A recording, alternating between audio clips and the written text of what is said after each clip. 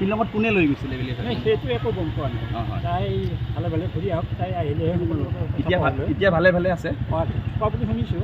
সেইটো বাই ফোন বেলেগৰ মুখতহে শুনিছোঁ। আচল কথাটো ধৰক কি হয় পিছতহে গম পোৱা যাব। মানে কেনেকুৱা অৱস্থাত পাইছে এনে? নহয় এনে এটা কোনোবা মহিলা এজনী এনে কোনোবাই খবৰ দিয়া বুলি কৈছে। সবিহ নাজানো তাই। মানে ক'ত ৰাখিছিলে? মানে হোটেল এখনত থকা বুলি কৈছে। হোটেল কিবা নাই সিমান নাই ডিটেইলছ নাজানো। মই এনেই জাষ্ট ফোনত খবৰখিনি পাইছোঁ। তাই গুৱাহাটীৰ পৰা মই আজি খবৰ ল'ব আহিছোঁ। আপুনি খুৰাক হয় তাকে? অঁ খুৰা। মানে খবৰ পাইছে যে তাত হোটেলত এখন হোটেল এতিয়া সুৰক্ষিত আছে? সুৰক্ষিত থকা বুলি শুনিছোঁ। ডিটেইলছটো ক'ব নোৱাৰি। এনে সুস্থ আছে? সুস্থ আছে বুলি গম পাইছোঁ।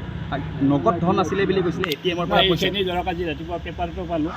পেপাৰত তাই বা মিডিয়াৰ যোগেদি যিখিনি পাইছোঁ বা আপোনালোকে যিখিনি গম পাইছে ময়ো সিমানখিনিয়ে গম পাইছোঁ। তাতকৈ বেছি গম পোৱা নাই। এতিয়া কোন কোন গৈছে আনিব?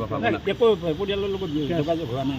এনে ঘৰত এতিয়া কোন আছে? ঘৰত এতিয়াতো কোনো নাই। মই আহিলোঁ তাৰপৰা চব গৈছে আৰু তেওঁলোকে জনাইছে? তেওঁলোকক এইখিনি সময়ত তেওঁলোকক ফোন কৰাটো অলপ অসুবিধাও হয়। বেলেগ বেলেগৰ পৰা খবৰবিলাক পাই আছোঁ। আমাৰ বাকী যিবিলাক ৰিলেশ্যনৰ মানুহ আছে সেইখিনিৰ পৰা খবৰখিনি পাই আছোঁ। কিবা ফোনত যোগাযোগ হৈছে নেকি? নাই নাই নাই নাই সেইবিলাক নাজানো। তেওঁ আপোনাৰ স্কুলৰ পৰা হেৰিও লৈছে বুলি পেপাৰত যিখিনি পাইছোঁ মই সেইখিনিহে কৈছোঁ। 28 তাৰিখে বাদ দিছিলে আৰু কালি স্কুল কৰ্তৃপক্ষই সেইখিনি ষ্টেটমেণ্টো দিছে পেপাৰত। কিবা দৰমহা আনিব গৈছিলে নেকি কালি?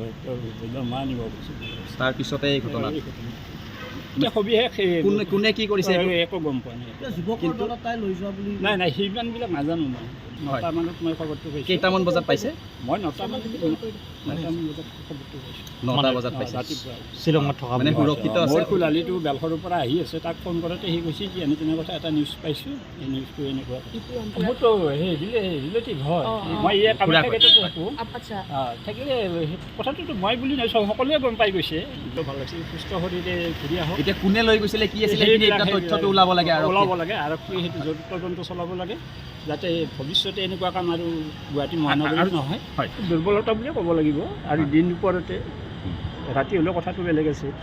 এতিয়া সবিশেষ কথাখিনি গোটেইখিনি ধৰক আচল তথ্যটো পিছতহে গম পোৱা যাব কি হয় কি নহয়। কিবা পাইছে নেকি বুলি আমাৰ কেমেৰা আছে কাৰণে তাৰপিছত ছাৰৰ নাম্বাৰটো ল'লোঁ আমি আৰু দি দিলোঁ ছাৰক। সেনেকৈ দি দিলোঁ ছাৰক ক'লোঁ কি ছাৰ কিবা গম পাইছে নেকি? কৈছে কি আমি গৈ আছোঁ, গৈ পোৱা নাই, গৈ পালে জনাম দিয়া। আমি তাকেলৈকে যাই এনেই ছোৱালী পালে আমি আপোনালোকৰ তাকেলৈকে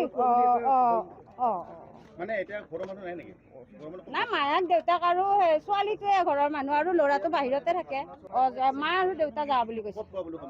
শ্বিলঙতে বেছি দেৰি হোৱা নাই মানে আজি খবৰটো পাইছোঁ। কিন্তু এনে কালি ৰাতি 3টা বজাতহে খবৰ পাইছোঁ। আমাৰ যেতিয়া আমি মানে পুলিচ আহিছে আমাৰ ঘৰত ফুটেজ ল'ব তেতিয়াহে গম পাইছোঁ। কিন্তু এনে বোলে 10টা 10:30তে গৈছে। ইয়াৰ পৰা তাৰমানে আমাৰ লোকেশ্যনটো অলপ অসুবিধা হয় না। ৰাস্তাৰ পৰা লোকেশ্যনটো পাই মানে নামঘৰ পথ বুলি কয় না, তাকেলৈকে যোৱা বুলি কৈছে খোজকাঢ়ি কিনে। তাইৰ লগত এনেকুৱা হ'ব বুলি আমি মানে সপোনতো ভাবা নাই। বিৰাট মানে আমি মানে ভাষা নাই তাইৰ লগত যে এনেকুৱা হ'ব।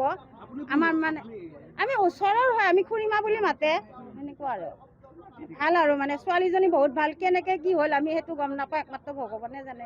সেনেকে শুনিছিলোঁ কিন্তু এতিয়া শুনাহে, আমিতো এতিয়া দেখা নাই ন।